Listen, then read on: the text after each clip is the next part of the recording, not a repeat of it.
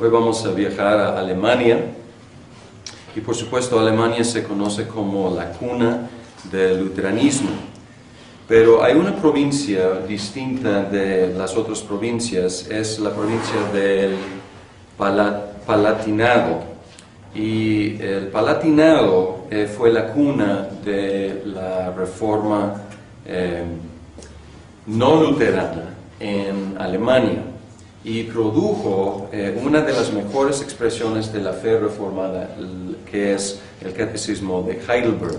¿Y cómo ha sido nuestro procedimiento? Vamos a ver algo de la historia de este documento y luego analizar el documento un poquito, no observando detalladamente, sino tratando de buscar unos puntos sobresalientes.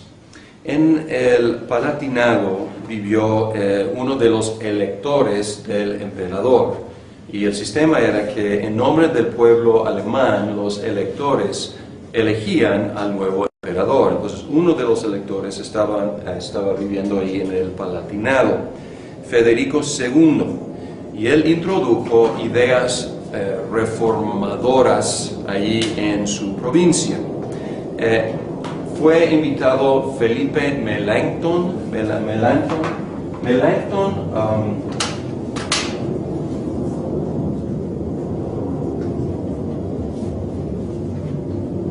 así se escribe en inglés, o sea es alemán, entonces no sé cómo se escribe originalmente, pero en inglés se escribe así, a veces en español sin las H's, pero Felipe Melanchthon era el estudiante y el sucesor de Martín Lutero, compañero de Lutero, pero él como siguió la reforma luterana.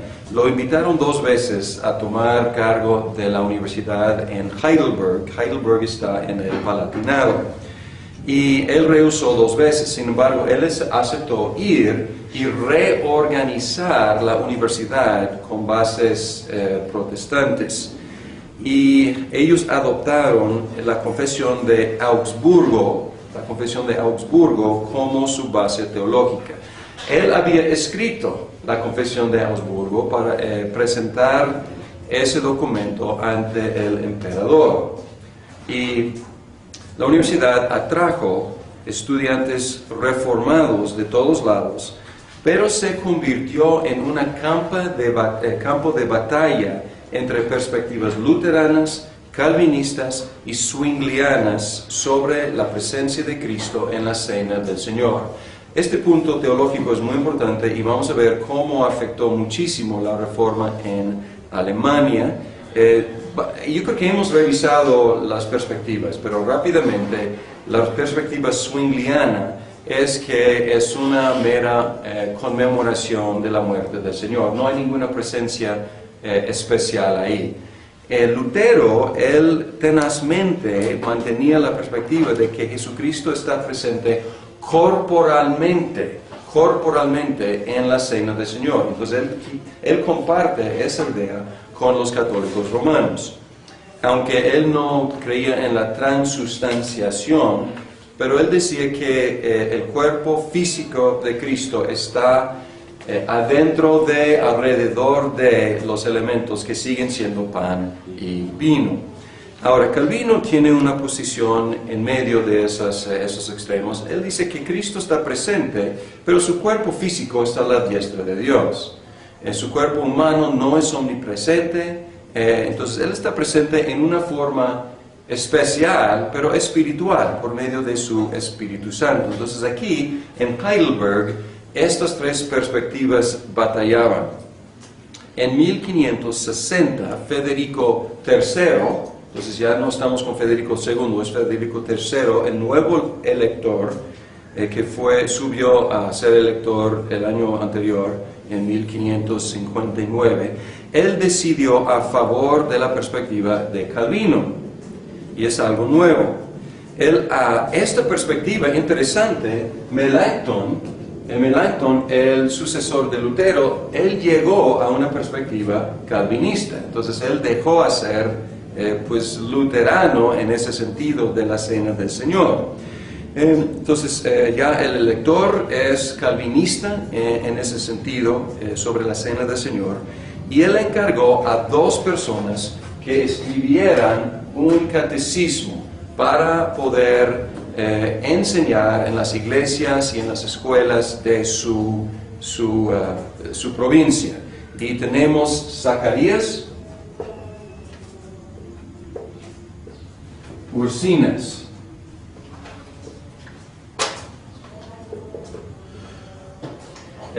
uno de ellos, y el principal escritor, y luego Caspar, o a lo mejor Gaspar si quieren, pero así sale en inglés por lo menos, Caspar, y este segundo nombre es un poco difícil, Olevianos.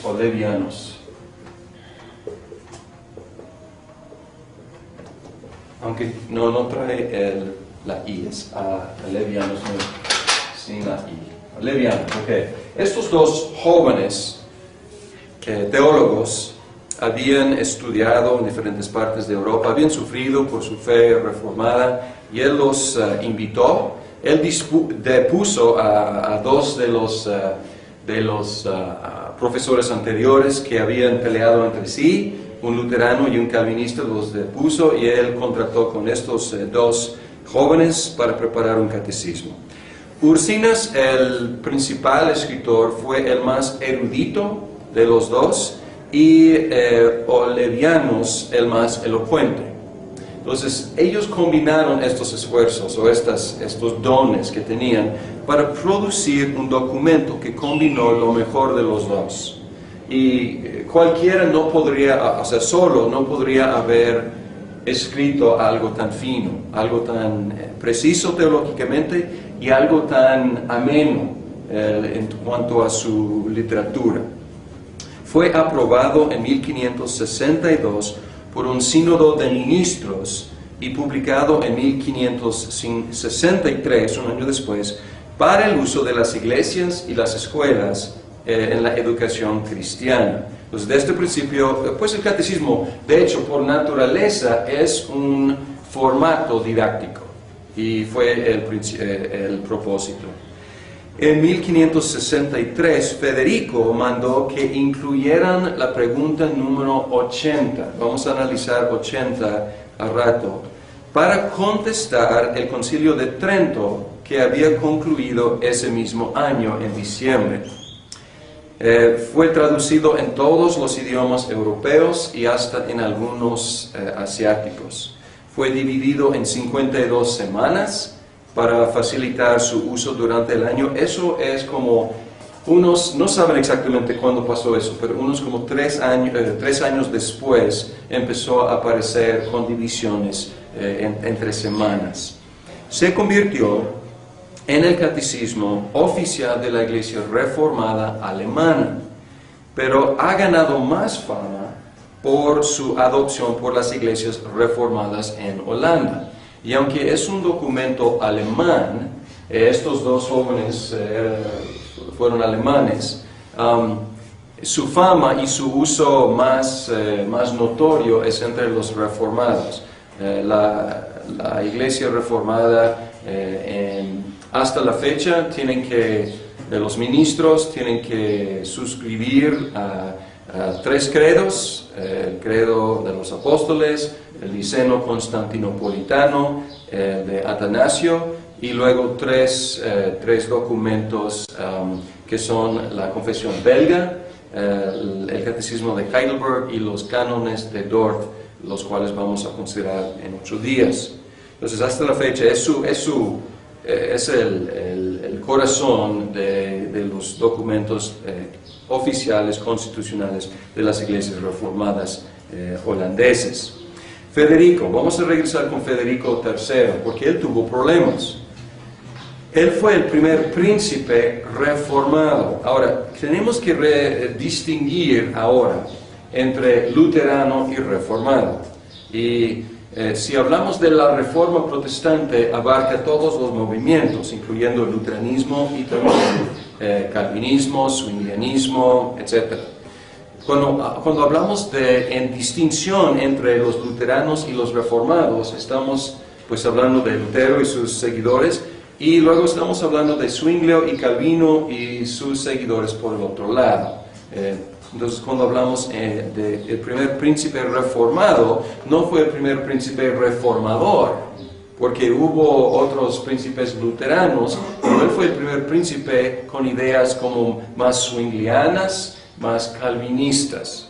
Y hubo un problema, porque solamente eran reconocidos el catolicismo romano y el luteranismo en la tierra alemana.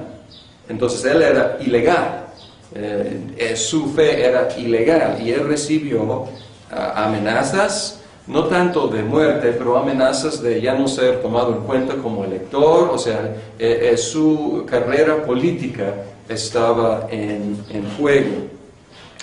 Y cuando publicaron el catecismo, fue atacado por los luteranos por ser demasiado zwingliano, demasiado calvinista, y también por los católicos porque rechaza la misa y la transustanciación.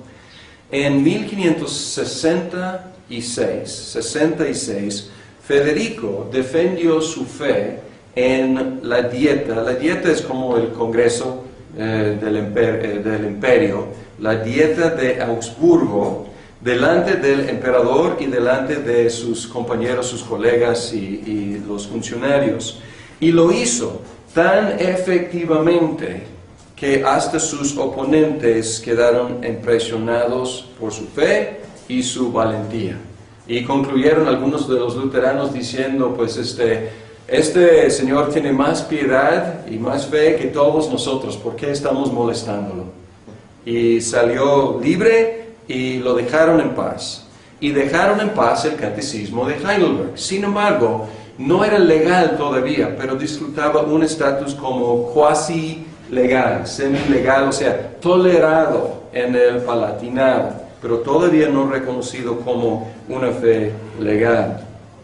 El sucesor de Federico III, Luis VI, él era luterano y él exilió a Ursinas y a Olevianus y él prohibió el catecismo menor en el Palatinado, no menor, digo de Heidelberg, y él instituyó o reemplazó con el catecismo de Lutero y la fórmula de concordia, que también es otro documento luterano.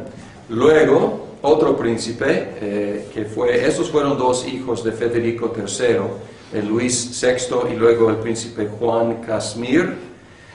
Y Juan Casimir luego tenía el mando y él reinstituyó el catecismo de Heidelberg y la iglesia reformada.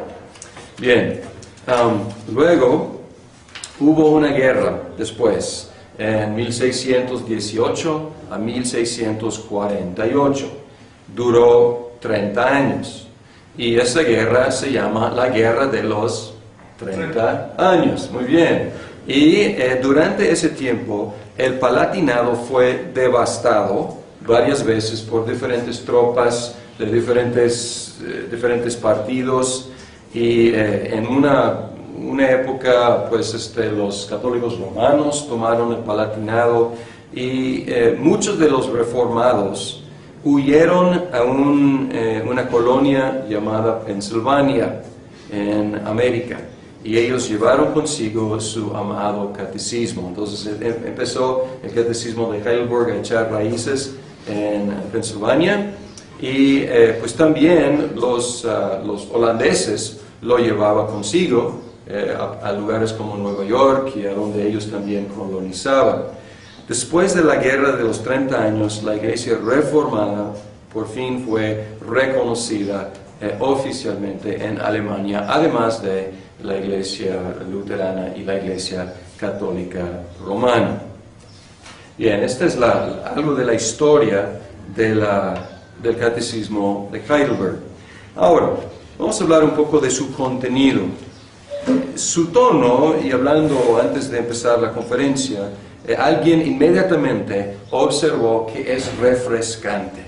El tono de este catecismo respira un aire diferente que los otros documentos que hemos estudiado. El tono es moderado, es cálido, es positivo, es personal, es pastoral. La doctrina es sólidamente calvinista. Sin embargo, evita algunos puntos controversiales y evita también abstracciones finas. Preguntas que requieren distinciones muy finas. Y las preguntas están en tú. Hacen la pregunta en forma de tú. ¿Cuál es tu único consuelo, tanto en la vida como en la muerte? Y luego la respuesta siempre es en yo, que yo, con cuerpo y alma, etc. Entonces, es muy personal, es una conversación y suena como una conversación.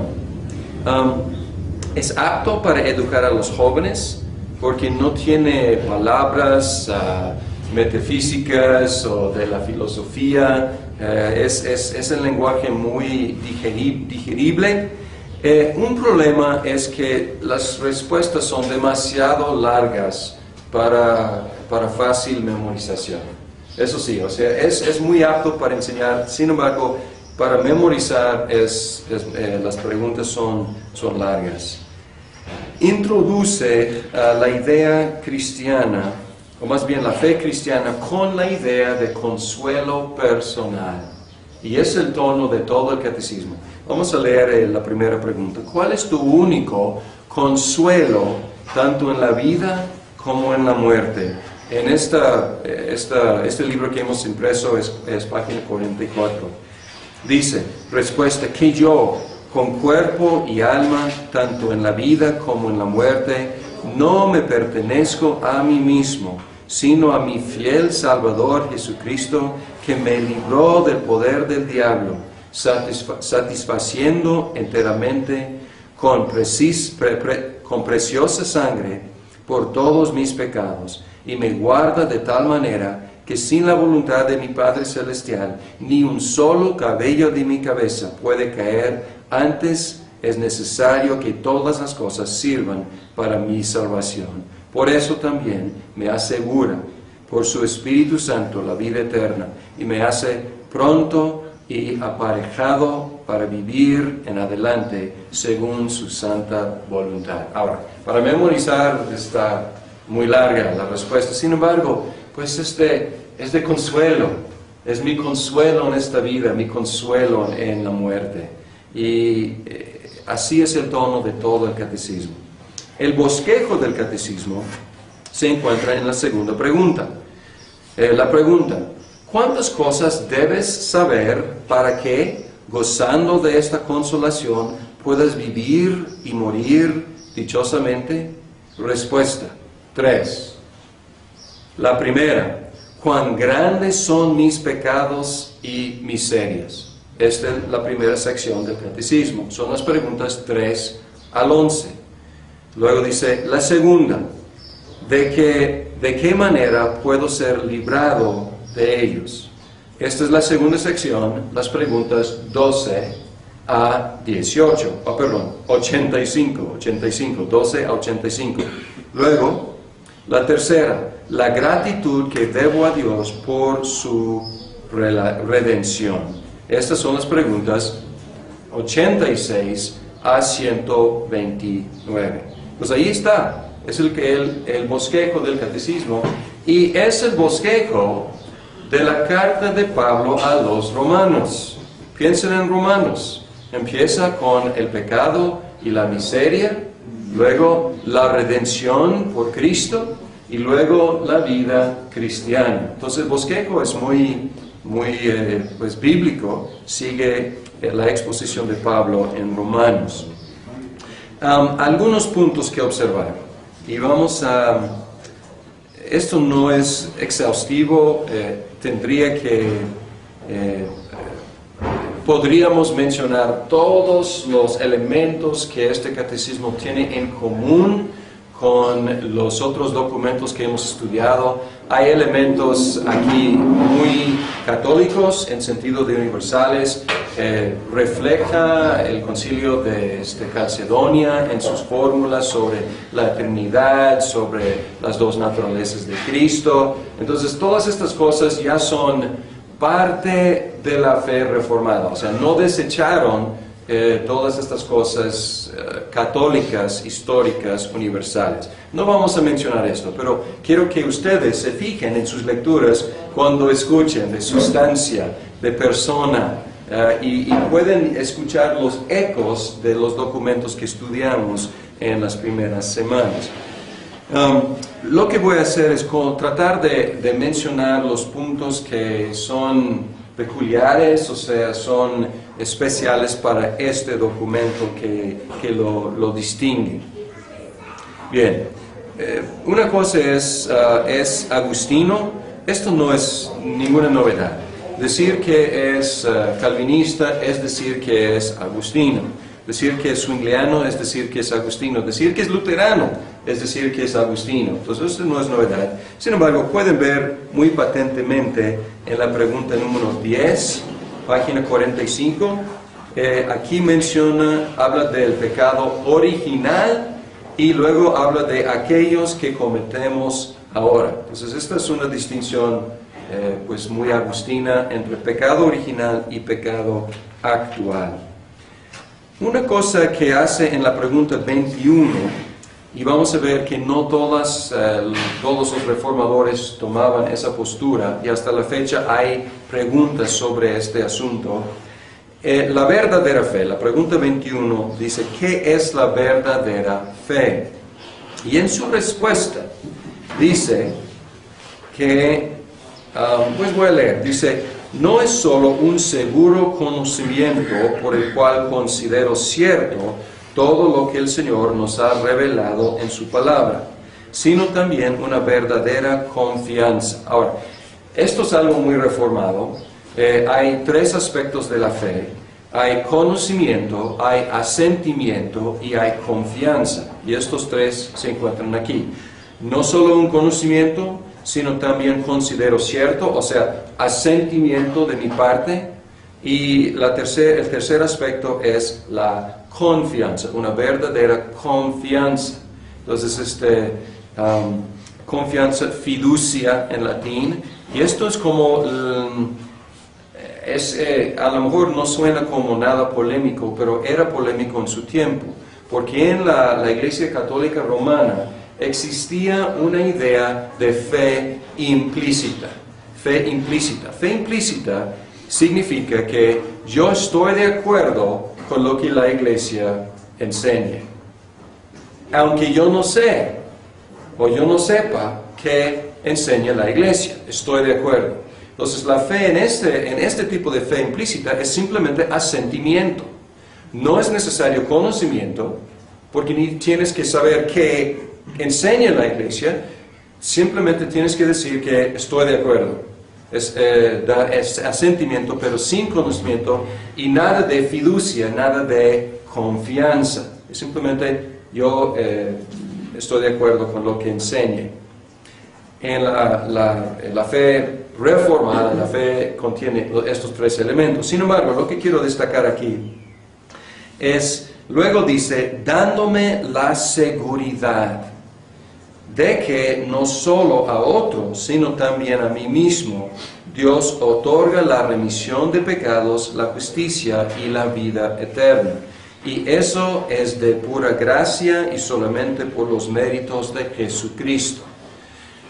A lo mejor aquí no suena como nada sorprendente, pero está diciendo que de la esencia de la fe es la seguridad de la salvación. Y por un lado esto suena bonito, ¿no? O sea, uno que tiene verdadera fe también tiene seguridad de su salvación. Pero ¿qué tal en momentos de duda? ¿Qué tal si un cristiano empieza a dudar de su propia salvación? Si la seguridad es de la esencia de la fe, y si falta la seguridad, esto implica que no hay verdadera fe. Entonces, este punto, aunque suena como muy positivo, tiene su lado negativo, tratando con la gente pastoralmente. Cuando viene con nosotros y dice, amigo, pastor, yo no estoy seguro. Entonces, ¿qué le vamos a decir? Pues no tienes fe. Pues no, o sea, vamos a querer animar. Y esta cuestión, vamos a ver en la Confesión de Fe de Westminster, toma un punto un poco diferente, una perspectiva un poco diferente, para cuidar de las conciencias a veces débiles y las dudas de los creyentes. Entonces, algo pues, un punto interesante entre la fe reformada, si la seguridad es de la esencia de la fe o no. Y aquí está diciendo que sí, es de la esencia de la fe. Bien. Muy interesante aquí la cuestión de la providencia, la cuestión de la predestinación, la cuestión de la elección, doctrinas muy reformadas. Vean la pregunta 27 y 28. ¿Qué es la providencia de Dios? Y luego, ¿qué utilidad tiene para nosotros este conocimiento? La respuesta a 27. ¿Qué es la providencia de Dios? Es el poder de Dios omnipotente y presente en todo lugar, por el cual sustenta y gobierna el cielo, la tierra y todas las criaturas de tal manera que todo lo que la tierra produce, la lluvia y la sequía, la fertilidad y la esterilidad, la comida y la bebida, la salud y la enfermedad, riquezas y pobrezas, finalmente todas las cosas no acontecen sin razón alguna, como por azar, sino por su consejo y voluntad paternal. Esta es la doctrina reformada de la providencia, que todo lo que pasa es según la voluntad de Dios. Sin embargo, la forma de expresarlo es muy tierna, es muy pastoral, es muy consoladora. No está hablando de ideas abstractas, como vamos a ver en el siglo XVII, del decreto eterno de Dios. No, está hablando de tu vida, está hablando de riqueza, de pobreza, de fertilidad, de esterilidad, de lluvia, de sequía. Entonces aquí muy aterrizado. Y luego sigue con esta actitud muy positiva 28. ¿Qué utilidad tiene para nosotros? Y dice que en toda adversidad tengamos paciencia y en la prosperidad seamos agradecidos y tengamos puesta en el futuro toda nuestra esperanza en Dios, nuestro Padre fidelísimo, sabiendo con certeza que no hay cosa que nos puede apartar de su amor, pues todas sus criaturas están sujetas a su poder de tal manera que no pueden hacer nada sin su voluntad. Es abrazarnos con el amor de Dios. Muy consolador, no es doctrina abstracta para atemorizarnos, más bien es una doctrina práctica para consolarnos. Al mismo tiempo, o sea, es muy calvinista y muy cálida al mismo tiempo. No menciona el catecismo de Heidelberg la elección o la predestinación. Y esto es algo curioso, porque Ursinas, Oledianas y todos los reformadores creían firmemente en la elección y en la predestinación, pero no está aquí, no aparece en este documento. Algunos dicen que hay sugerencias, hay pistas, pero la verdad no expone estas doctrinas. Sin embargo, la doctrina de la elección y la predestinación es una parte de la providencia. Si nada sucede sin la voluntad de Dios, entonces obviamente mi salvación no sucede sin la voluntad de Dios. Entonces está implícito aquí, pero no está expuesta aquí. En la pregunta 44, aquí da una interpretación a lo que es el descenso al infierno.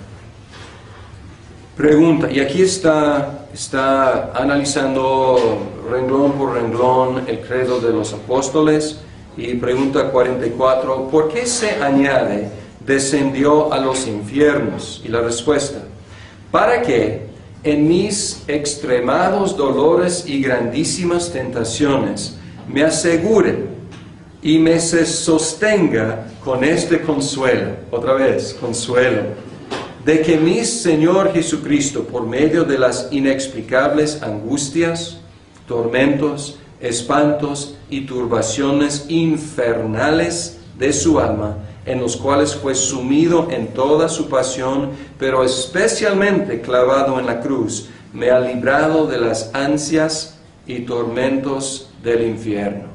Entonces, es una explicación que nos permite declarar, descendió a los infiernos.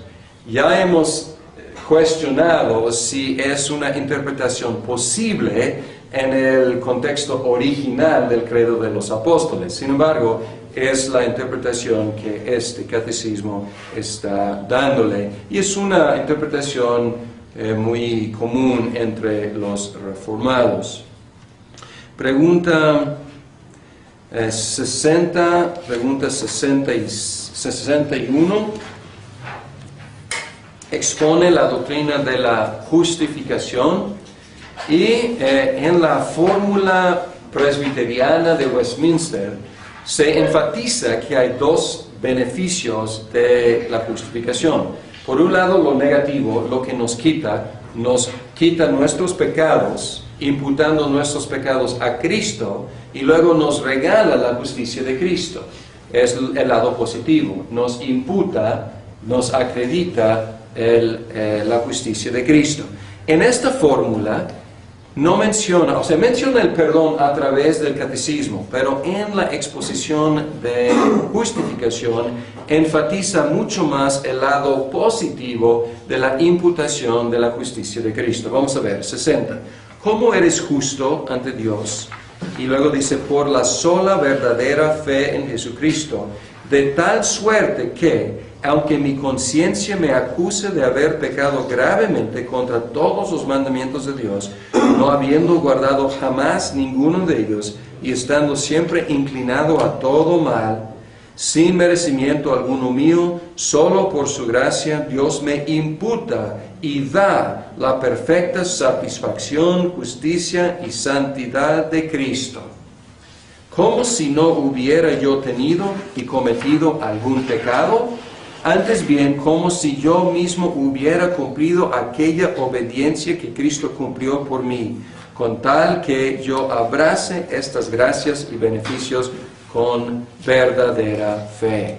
Entonces, menciona implícitamente el perdón, como si no hubiera pecado, pero enfatiza más bien como yo hubiera obedecido siempre como Cristo obedeció, porque Él me traspasa, me imputa su justicia, su obediencia, su satisfacción. Entonces aquí enfatiza el lado positivo de la imputación de la justicia de Cristo. Explícitamente, pregunta 74, explícitamente basa el bautismo de los hijos en la unidad del pacto. Pregunta, ¿se ha de bautizar también a los niños? Respuesta, naturalmente. ¿Y por qué naturalmente?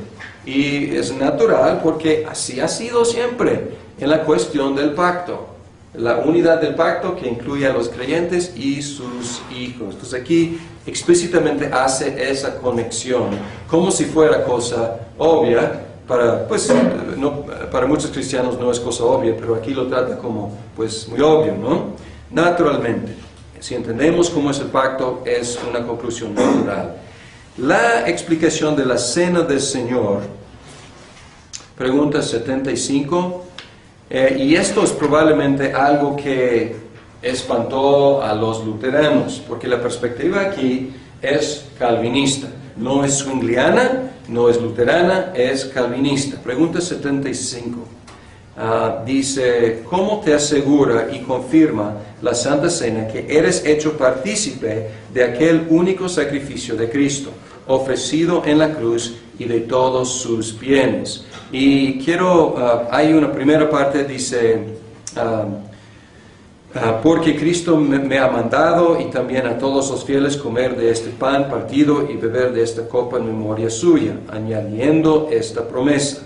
Entonces todo el mundo está de acuerdo con esta parte. Luego dice, primero, que su cuerpo ha sido ofrecido y sacrificado por mí en la cruz y su sangre derramada por mis pecados, tan cierto como que veo con mis ojos que el pan del Señor es partido para mí y que me es ofrecida la copa. Ok, aquí no hay nada difícil, controversial. Y luego dice, y segundo, que Él tan cierto alimenta mi alma para la vida eterna con su cuerpo crucificado y con su sangre derramada.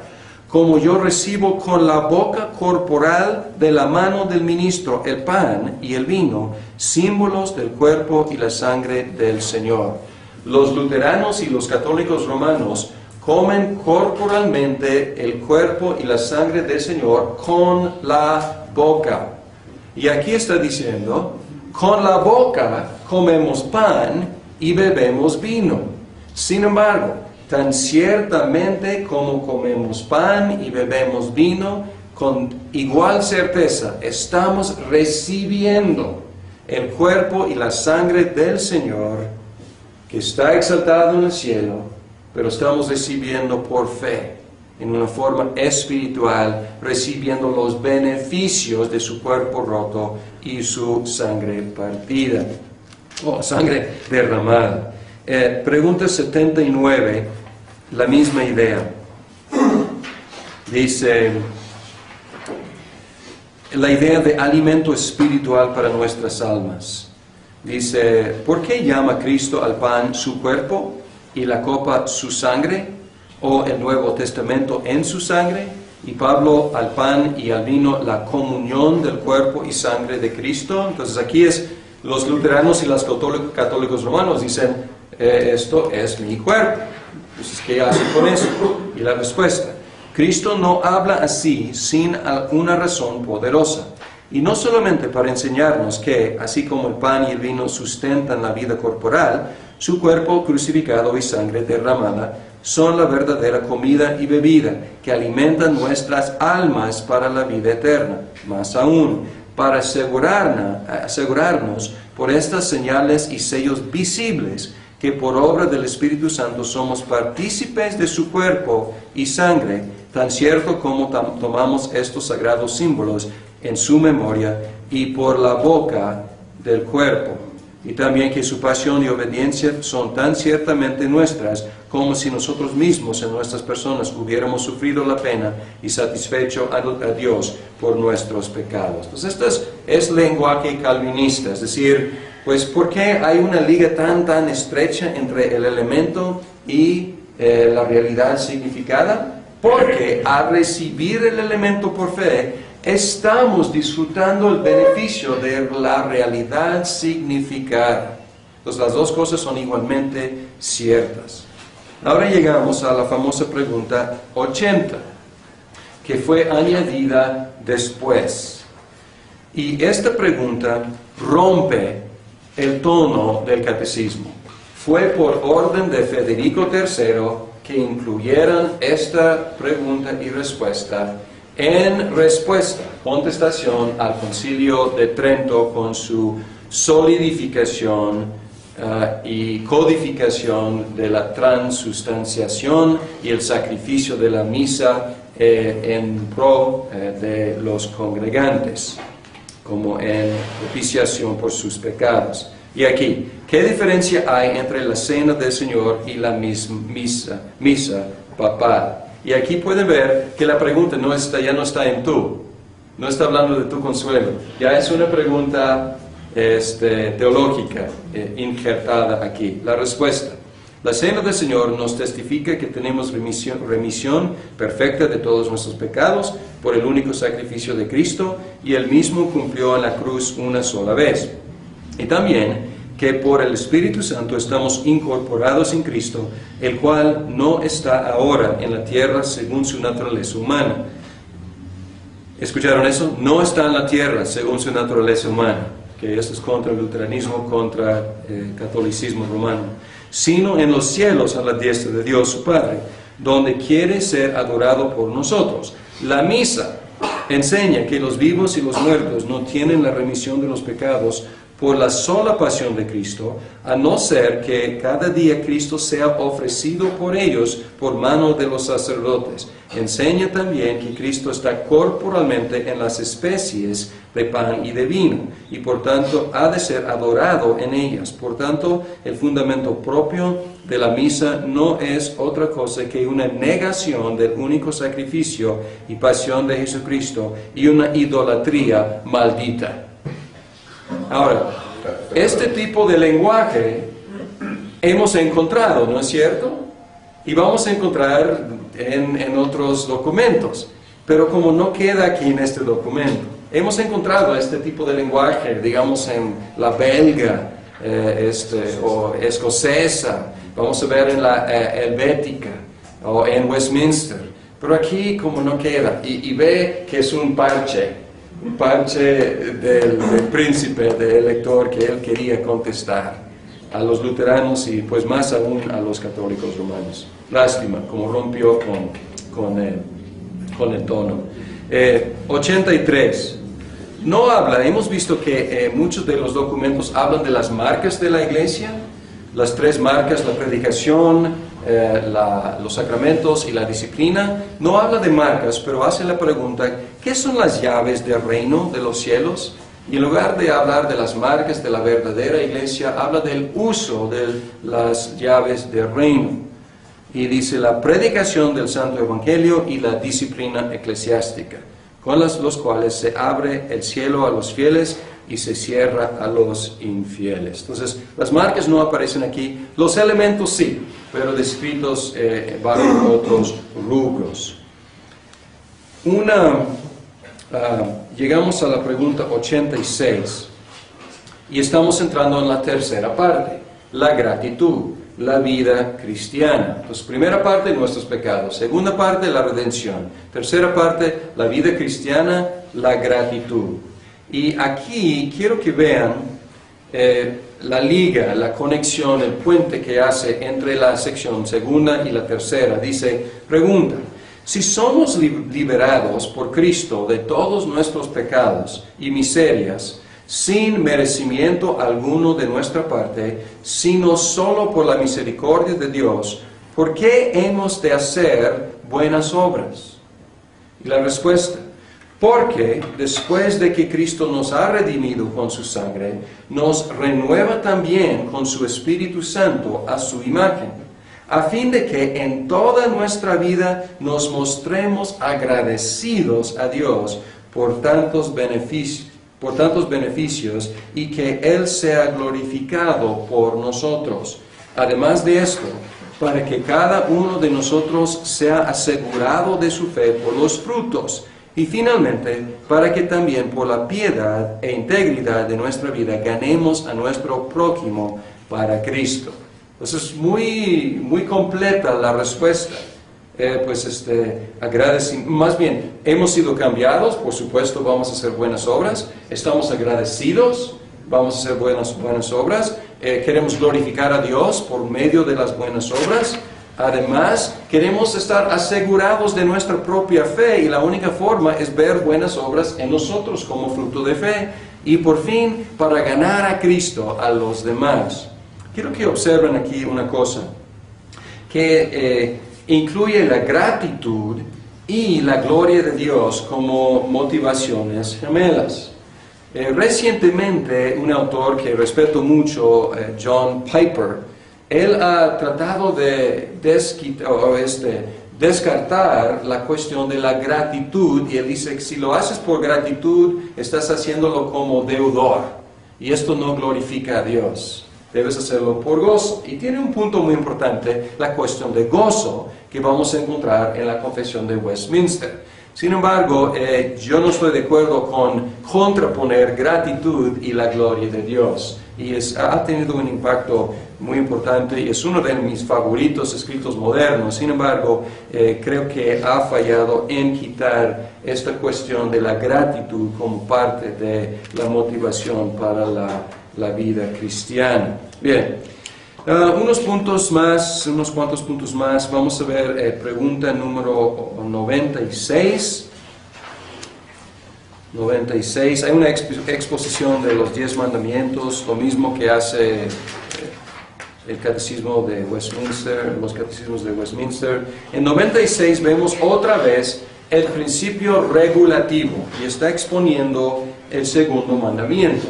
Dice, ¿qué nos pide Dios en el segundo mandamiento? Respuesta, que no representemos a Dios por medio de alguna imagen o figura, y solo le rindamos culto como Él ha mandado en su palabra. Este es el principio reformado, diferente al principio luterano y diferente al principio católico romano.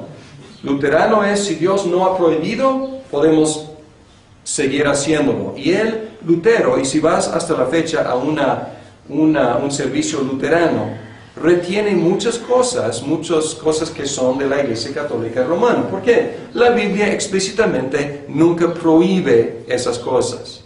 Pero los reformados, podemos decir, ellos decían, no, si Dios no ha mandado, no debemos hacerlo, y se basan en el segundo mandamiento. La explicación del tercer mandamiento nos debe hacer reflexionar. Pregunta 99. ¿Qué nos enseña el tercer mandamiento? Que dejemos de blasfemar o profanar el nombre de Dios por medio de falsos juramentos, maldiciones y aún inútiles juramentos. No sé de ustedes, pero cada día yo escucho a la gente pues decir, te juro por Dios, y tomar el nombre de Dios muy, muy ligeramente.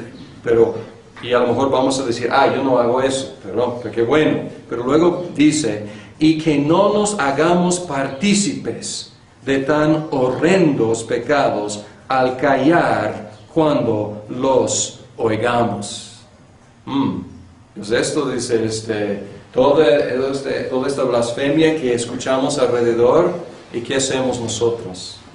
De todas las películas, todos los programas de tele, todos los programas de radio, todas las conversaciones entre amigos, y ahí toman el nombre de Dios en vano. ¿Y qué hacemos como cristianos? Entonces, aquí como clava la culpabilidad silenciosa nuestra por dejar que el nombre de Dios sea profanado entre nosotros, y a veces como forma de entretenimiento, de diversión. La explicación del día del Señor en la exposición del cuarto mandamiento. Pregunta 103. ¿Qué ordena Dios en el cuarto mandamiento? Y aquí vemos una perspectiva reformada continental que difiere de la perspectiva presbiteriana de Gran Bretaña y de Westminster.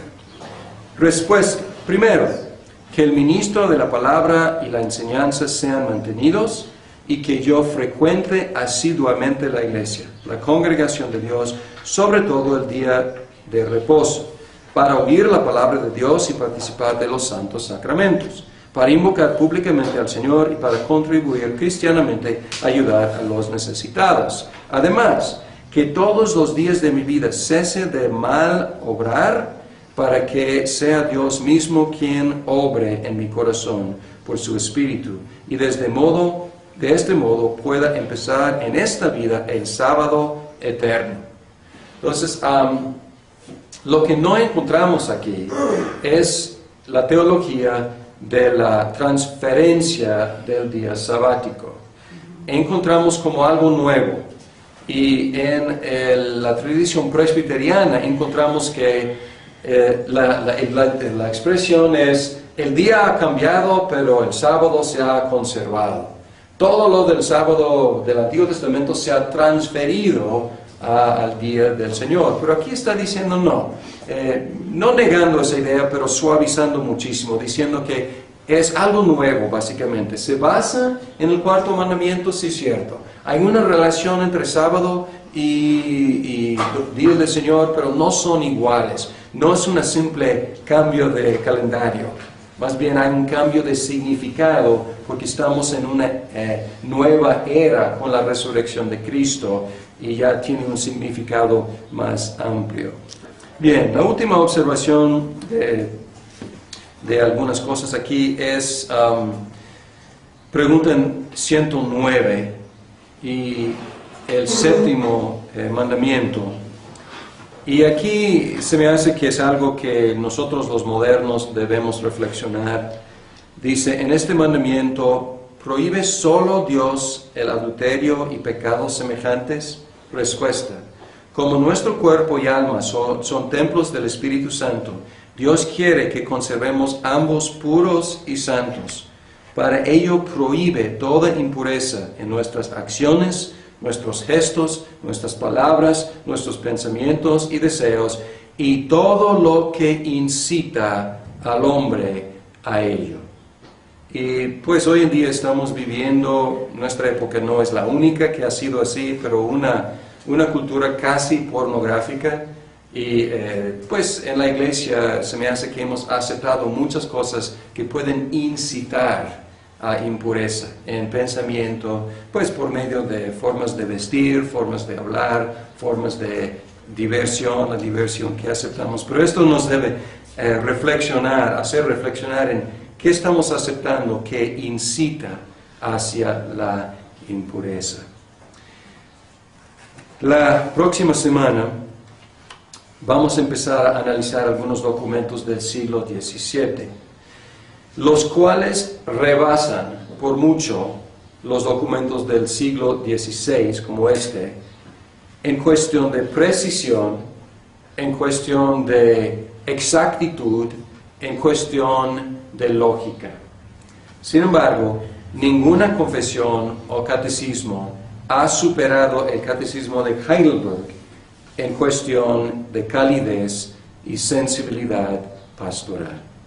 Fue invitado Felipe Melanchthon,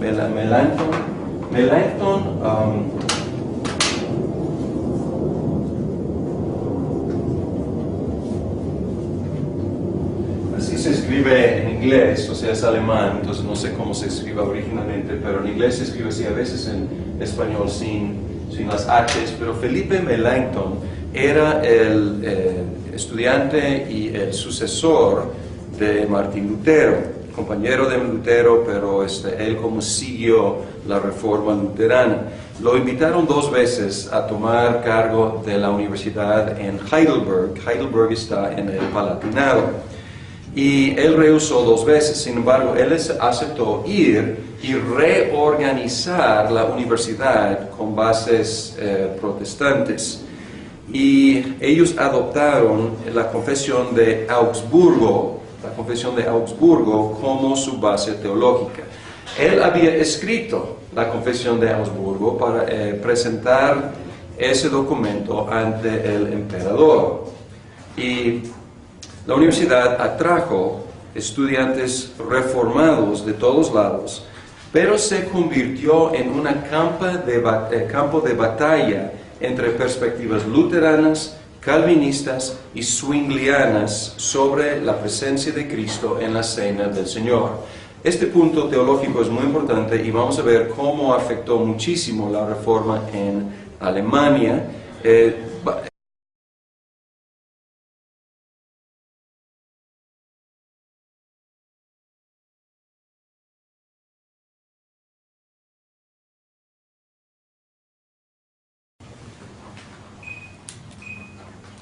Hoy vamos a viajar a Alemania y por supuesto Alemania se conoce como la cuna del luteranismo, pero hay una provincia distinta de las otras provincias, es la provincia del Palatinado, y el Palatinado fue la cuna de la reforma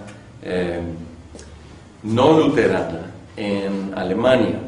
y produjo una de las mejores expresiones de la fe reformada, que es el Catecismo de Heidelberg. ¿Y cómo ha sido nuestro procedimiento? Vamos a ver algo de la historia de este documento y luego analizar el documento un poquito, no observando detalladamente, sino tratando de buscar unos puntos sobresalientes.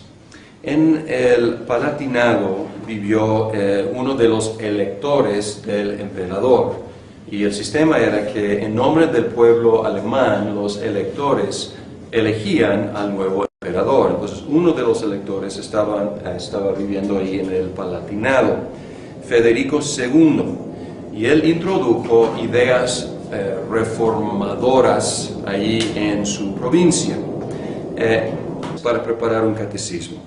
Ursinas, el principal escritor, fue el más erudito de los dos, y Olevianus el más elocuente. Entonces ellos combinaron estos esfuerzos o estos dones que tenían para producir un documento que combinó lo mejor de los dos. Y cualquiera no podría, o sea, solo no podría haber escrito algo tan fino, algo tan preciso teológicamente y algo tan ameno en cuanto a su literatura.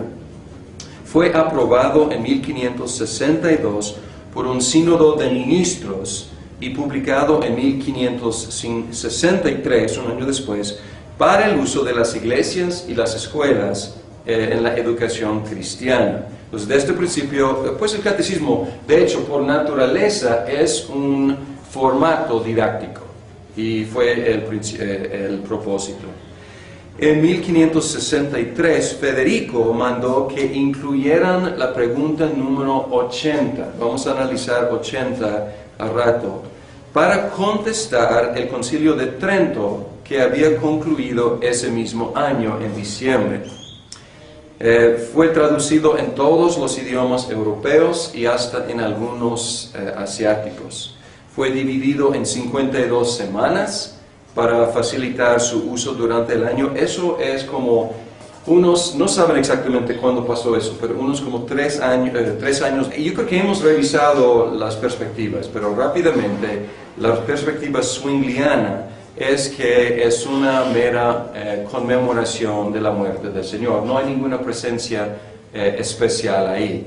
Lutero, él tenazmente mantenía la perspectiva de que Jesucristo está presente corporalmente en la cena del Señor. Entonces él comparte esa idea con los católicos romanos. Aunque él no creía en la transustanciación, pero él decía que el cuerpo físico de Cristo está alrededor de los elementos que siguen siendo pan y vino. Ahora, Calvino tiene una posición en medio de esos extremos. Él dice que Cristo está presente, pero su cuerpo físico está a la diestra de Dios. Su cuerpo humano no es omnipresente, entonces él está presente en una forma especial, pero espiritual, por medio de su Espíritu Santo. Entonces aquí, en Heidelberg, estas tres perspectivas batallaban. En 1560, Federico III, entonces ya no estamos con Federico II, es Federico III, el nuevo elector, que subió a ser elector el año anterior, en 1559, él decidió a favor de la perspectiva de Calvino. Y es algo nuevo. Esta perspectiva interesante, Melanchthon, el sucesor de Lutero, él llegó a una perspectiva calvinista. Entonces él dejó de ser luterano en ese sentido de la cena del Señor. Entonces ya el elector es calvinista en ese sentido sobre la cena del Señor. Y él encargó a 2 personas que escribieran un catecismo para poder enseñar en las iglesias y en las escuelas de su provincia. Y tenemos Zacarías, Ursinas.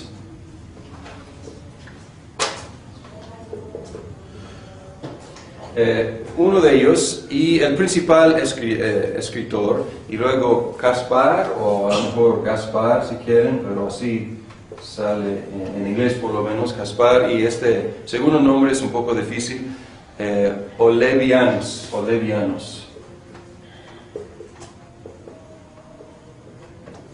Aunque no trae la I, es Olevianus, sin la I. Olevianus, ok.